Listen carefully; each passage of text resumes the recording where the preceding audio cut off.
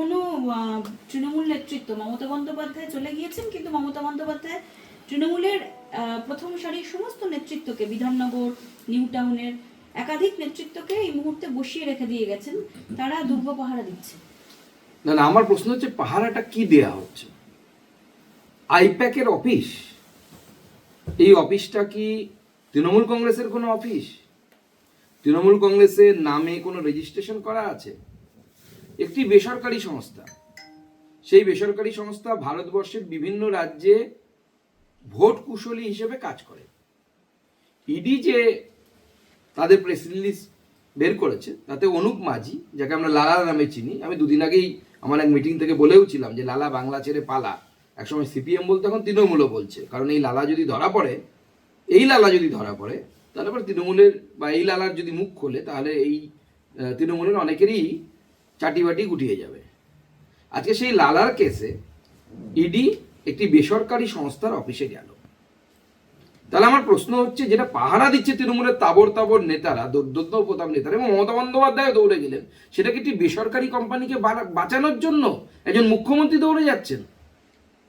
তার থেকেও বড় প্রশ্ন, যে যদি এটা না হয় তাহলে কি তৃণমূল কংগ্রেস কোনো বেসরকারি সংস্থা খুলেছে, বিজনেস শুরু করেছে, যে যারা অন্যান্য রাজ্যে, যেমন বিহারেও আইপ্যাক কাজ করেছে, এর আগে তেলেঙ্গানাতে আইপ্যাক কাজ করেছে, দিল্লিতে আইপ্যাক কাজ করেছে, এমনকি একটা সময় বহু আগে যদিও গুজরাটে বিজেপির হয়ে আইপ্যাক কাজ করেছে। আমার প্রশ্ন তাহলে কোনটা? দুটোর মধ্যে তো একটা হতে হবে। পশ্চিমবঙ্গের মুখ্যমন্ত্রী করে একটি বেসরকারি সংস্থাকে বাঁচাতে গিয়েছেন, তৃণমূল অফিস তো না হয় ওটা, কোথাও তো আমরা দেখিনি রেজিস্ট্রেশন করা আছে তৃণমূল অফিসের নামে। না হয় তৃণমূল কংগ্রেস একটি ব্যবসা খুলেছে, কোনটা আজকে আমরা তৃণমূল কংগ্রেসের কাছ থেকে জানতে চাই। আর যদি বেসরকারি কোনো কোম্পানিকে মুখ্যমন্ত্রী বাঁচাতে যান এবং এইভাবে বাঁচাতে যান, মুখ্যমন্ত্রী সিকিউরিটি নিয়ে গেছেন কিনা জানা নেই। মুখ্যমন্ত্রীর পেছনে দেখলাম নন্দিতা চক্রবর্তী, সরি মাননীয়া নন্দিনী চক্রবর্তী, তিনি ঘুরে বেড়াচ্ছেন। কেন সিএস কেন যাবেন? আপনার কি ট্রেনিংটা কি ঠিক হয়নি নাকি আইএসের? আপনি কি করতে পারেন কি করতে পারেন, একটা পার্টির অফিস যেটাকে মুখ্যমন্ত্রী ক্লেম করছেন যে এটা পার্টির অফিস, পার্টির অফিস বাঁচাতে গিয়ে আপনি মুখ্যমন্ত্রীর সাথে চিফ সেক্রেটারি যাবে? আমি তো নির্বাচন কমিশনকে বলবো এখন থেকে নোট নিয়ে রাখুন, এই চিফ সেক্রেটারি যদি থাকে তো তৃণমূল পার্টি অফিসে গিয়ে বাসন মাজবে এই চিফ সেক্রেটারি। এই চিফ সেক্রেটারি তো পদলেহন করতে এসছে, অদ্ভুত ব্যাপার। চিফ সেক্রেটারি চলে যাচ্ছে বেসরকারি কোম্পানিকে বাঁচাতে। আমরা জানতে চাই যে এই কোম্পানির সাথে নন্দিনী চক্রবর্তীর সম্পর্ক কি, মমতা বন্দ্যোপাধ্যায়ের সম্পর্ক কি, মমতা বন্দ্যোপাধ্যায়ের পরিবারে কি শেয়ার কেনা আছে এই কোম্পানির? শেয়ার মার্কেটে আছে কিনা আমার জানা নেই, কিন্তু যদি থাকে তাহলে কি শেয়ার কেনা আছে? এই প্রশ্নের জবাব কিন্তু বাংলার মানুষ চাইছে। একটা গাড়িকেও ক্রমাগত আড়াল করার চেষ্টা করা হয়েছে, সম্ভবত 4টে গাড়ির নাম্বারটা যাতে না প্রকাশিত হয়, এটা আড়াল করার চেষ্টা করা হয়েছে।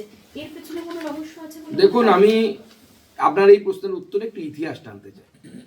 মাননীয় মুখ্যমন্ত্রী যখন প্রথম মুখ্যমন্ত্রী হলেন 2011 সালে, তৃণমূলের দুটি গোষ্ঠীর মধ্যে গোষ্ঠীদ্বন্দ্ব হয়েছিল। উনি থানাতে গিয়ে পুলিশ মন্ত্রী হওয়া সত্ত্বেও পুলিশের ওপর চিৎকার করে অপরাধীদেরকে বের করে এনেছিলেন। তারপরে রাজীব কুমার তখন তার জন্য ধর্নায় বসেছিলেন। তারপরে ফিরহাদ হাকিম তার জন্য গিয়ে ইডির অফিসের সামনে ধর্নায় বসেছিলেন। আজকে দেখলাম ফাইল ছিনতাই করে নিয়ে চলে গেলেন। শুধু তাই নয়, তিনি একটি গাড়ি নিয়ে এসেছিলেন, সেই গাড়ির নাম্বার যাতে ক্যামেরার সামনে না পড়ে, সেটা তৃণমূল কংগ্রেসের কোনো একজন বা পুলিশের কেউ এইভাবে দুহাত তুলে যিশুখ্রিস্ট হয়ে ওই নাম্বার ঢাকা দেওয়ার চেষ্টা করেছিল। আমি না বের করেছি, এটা হচ্ছে সেই গাড়ির নাম্বার, যে গাড়িটা নিয়ে মুখ্যমন্ত্রীর ফাইল এসেছে আজকে, চুরি করা ফাইল। মুখ্যমন্ত্রীর ফাইল চুরি বা ছিনতাই বলা ভালো, এটা চুরি তো অজান্তে হয়।